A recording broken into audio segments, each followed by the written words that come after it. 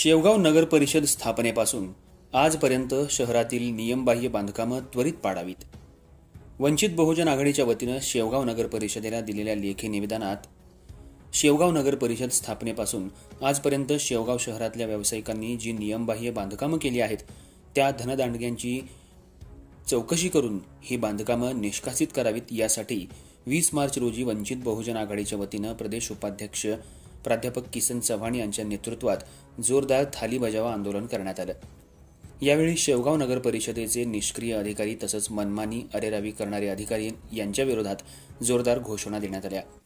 या प्रसंगी शेवगाव तालुका अध्यक्ष शेख प्यारेलाल भाई, अरुण झांबरे पाटील, ऑगस्टिन गजभिव, राजू शेठ आहुजा, विजयकुमार शहाणे, भगवान भागवत सर, रवींद्र निळ, शेख सलीम जिलानी, सागर गरुड, सुरेश जाधव, प्रमोद गजभिव, बर्वे मामा, शेख नबीभाई, बाळासाहेब साळवे, दीपक गायकवाड, संजय निकाळजे, अनिल चव्हाण, सचिन पिंपळे, ज्ञानेश्वर ताकवाले, अनिल काळे, कैलास धुमाळ, सोमनाथ ढाकणे, विशाल फलके, अनवर सय्यद यांच्यासह उपनगराध्यक्ष सागर फडके, नगरसेवक शब्बीर शेख आणि इतर सामाजिक कार्यकर्ते पदाधिकारी मोठ्या संख्येनं उपस्थित होते.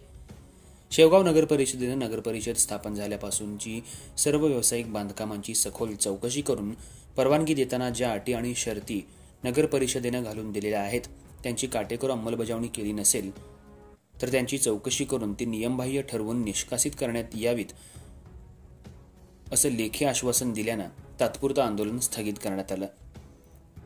किसन चव्हाण यांनी सांगितलं, गोरगरीब टपरीधारकांना वेगळा नियम, धनदांडगांना वेगळा नियम असं वंचित बहुजन आघाडी खपवून घेणार नाही. अन्याय अत्याचाराविरोधात नेहमी लढा देत राहील. चौक मिरी रोड या भागात अतिक्रमण तोंड पाहून पाडल्याची भावना सर्वसामान्य शेवगावकरात आहे. या बांधकामावर प्रशासन हातोडा कधी चालवणार? अर्थराज्य न्यूज मराठीसाठी अविनाश देशमुख, शेवगाव.